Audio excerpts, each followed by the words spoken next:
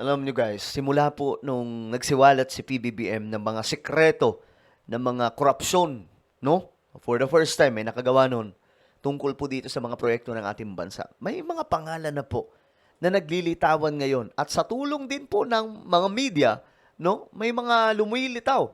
May mga nauungkat na mga impormasyon.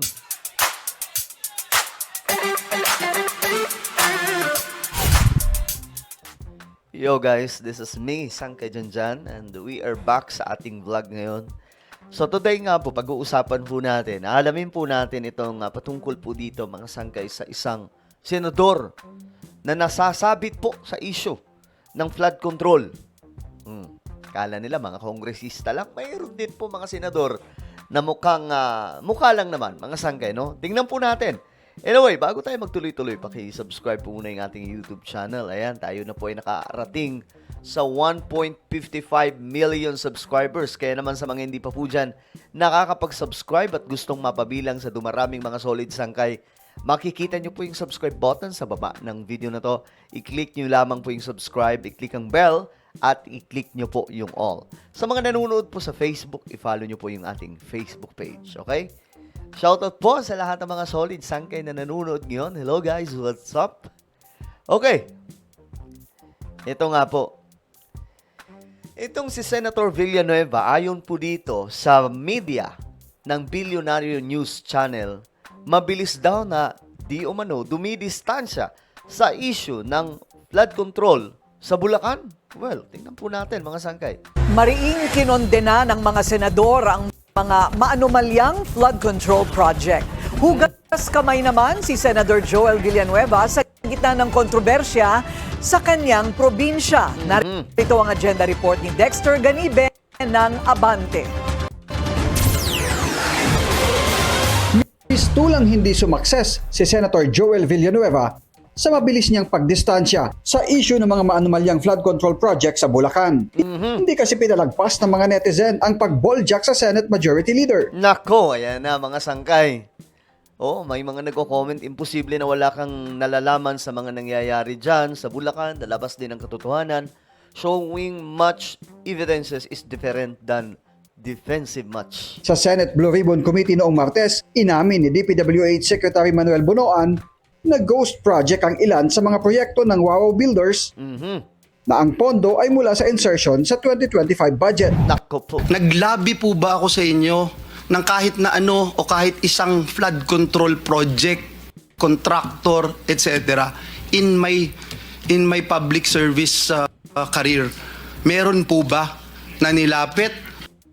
Meron po ba na nagsabi ako sa inyo ito dapat ang gawin at ako'y eksperto? Pwede niyo po bang sabihin lang just for the record? Well, for the record, Your Honor, I don't recall anything that came from you to propose any flood control project. Kahapon, matapos ang expose ni Senator Panfilo Lacson sa mga ghost project sa Bulacan, mariing kinundina ni Villanueva ang anyay panggagahasa ng mga maanumalyang flood control program ng gobyerno sa kanyang lalawigan. Ayan na. Bisita pa niya sa Senate session ng mga alkalde ng ilang bayan sa Bulacan para ipakita ang suporta sa Senado sa ginagawang investigasyon. Ayon kay Senate President Pro Tempore Jinggoy Estrada, alam ng mga alkalde ang mga proyektong ginawa o gagawin sa kanilang mga nasasakupan. Ako, naging mayor din ako, kaya lahat ng mga proyekto ng mga congressman ko, nalalaman ko. Pinapakita yung mga plano mo. Yes, marami rin ako ni-reject na mayor ako. Tinawag ni Senator Erwin Tulfo na pagnanakaw to the max ang ginawa sa bilyon-bilyong pondo na inilaan sa flood control na maaari anyang meron din sa iba pang infrastructure projects. This is nothing less than a grand robbery of our nation. To the highest level na korupsyon din kung isalarawan ni Senator J.V. Ejercito ang anomalya sa flood control projects. Alam nyo guys, matagal na po ito nangyayari. Diba? Tagal na to, hindi lang talaga to nauungkat. Kasi nga po, siguro natatapalan ng pera yung mga namumuno. Kasi si BBM, hindi naman po matatapalan ng pera yan. Baka buhusan sila ng Marcos wealth. Mas mayaman pa po yan sa mga bilyonaryo sa ating bansa. At saka kung pera ang pag-uusapan, barya lang ang pera, ang pondo ng Pilipinas para sa kanila. At ngayon nga mga sangkay, may mga programa ang pamahalaan na tingin ko malaki na ang bahagi dito ng Marcos Wealth. Kasi nga po, 'di ba? Kinausap si PBBM ng World Bank nakaraan lamang sa mismong sa Malacanang pumunta. Well, ibang topic yan mga sangkay. Balik tayo.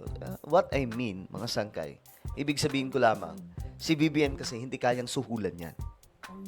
No? Kung kaya't marahil, siguro, ngayon lamang po, may nakapagsalita tungkol dyan. Kasi mismo siya ang nakadiskubre. Pero inyo, itong karamihan na mga nabanggit, mga sangkay na mga kontratista, panahon pa po yan ng mga naunang presidente, especially panahon ni Tatay Digong. Lalo na po yung mga Diskaya, yung St. Gerard naging top 1 pa po during the time of PRRD. No? Well, hindi ko alam kung may pananagutan dito yung mga si Tatay Digong, pero syempre, kumbaga bakit noon pa kumbaga kung noon pa pala ito, possible mga sangkay, may mga substandard din. Possible talaga. Kaya kailangan, ang ano ko nga dyan, mga sangkay, sana tingnan din po yung mga nauna pang proyekto. Like for example, panahon po ni PRRD kasi malapit-lapit 'di ba? Tingnan lahat ng mga project kung talagang hindi substandard. 'Di ba? Kung talagang nag-i-exist, kung walang ghost project kasi makikita 'yan ng taong bayan Hindi po 'yan magiging part ng political persecution. Kung mayroon talaga kasi may ebidensya na lalabas diyan di ba? Sa panayam ng programang Parikoy ng Abante, kahit anya ang Diablo ay mahihiya sa kakapalan ng mukha ng mga sangkot sa anomalya. Ay, impyerno Grabe. levels na ito. Impyerno levels na ito, kademonyohan na po ito. Baka wala namang Kailangan spasyo talaga may managot. Sobra guys. Alam nyo, totoo yun. Sobrang grabe po yung ginawa nila sa pera ng taong bayan. Puno na. Baka nga si Satanas matakot sa kanila. Sa Martes, nakatakda ang interpellation o pagtatanong ng mga senador kay Lacson dahil masama ang pakiramdam niya kahapon. Bagay na umani ng papuri dahil sa kabila nito, tinapos at naipresenta niya ng maayos ang unang bahagi ng kanyang expose.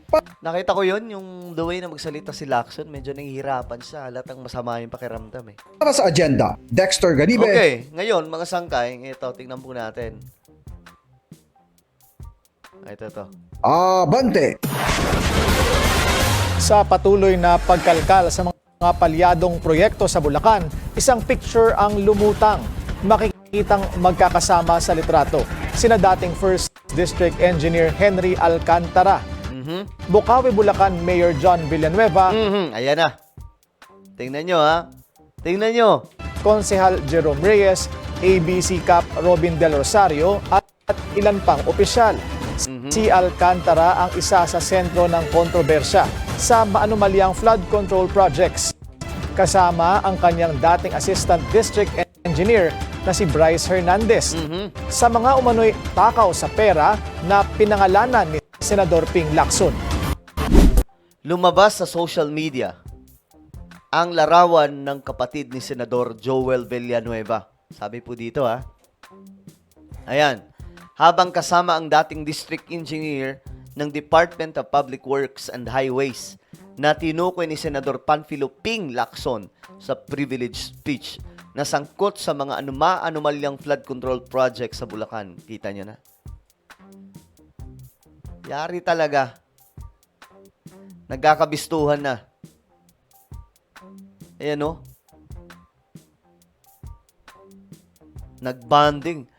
Lumabas sa social media ang larawan ng kapatid ni Senador Joel Villanueva habang kasama ang dating district engineer. Ito na, nabasa na po natin to. Base sa Facebook page ng Christina Restaurant noong May 9, 2024. Pusang gala. Ito na, nagkakaalaman na. Makikitang magkakasama sina Bukawi Mayor John Villanueva. Itong mga konsehal at si District Engineer Henry Alcantara. Sabi dito, thank you so much po, Mayor John Villanueva, Konsehal Jerome Reyes, Konsehala Joy Reyes, ABC Cap Robin Del Rosario, Kagawa Jimmy De Jesus, Coach OG Gumatay, for visiting restaurant. Si Bukawi Mayor Villanueva ay kapatid ni Senador Joel Villanueva. Sila ay mga anak ni Jesus is Lord, JIL, leader Brother Eddie Villanueva. Sa privilege speech ni Lacson noong Miyerkules, tinukoy niya si Alcantara at ang pumalit sa kanyang si Bryce Hernandez ang sangkot sa mga maanomalyang flood control project sa Bulacan. Ang bihira, nagkakabukingan na mga utol. Ayan, nagkakabukingan na. Ito mga comment ng mga Pilipino. Ang bihira. Ayan na, kinukuyog ngayon si ang mga Villanueva. Naku po. Huli. Ay, naku po. Diyos mio, Marimar. O ngayon nga po mga sangkay, mismo yung governor ng Bulacan, naghihimutok kasi wala daw siyang alam. Hindi man lang daw dumaan sa kanya itong mga proyekto. So, ibig sabihin, may mas mataas pa na nakakaalam sa mga ganitong klaseng project. Diyos mio, Marimar. Proyekto yan ng DPWH. Ito ang binigyang diin ng pamahalaang lungsod ng Baliwag matapos tukuyin ni Pangulong Ferdinand Marcos Jr.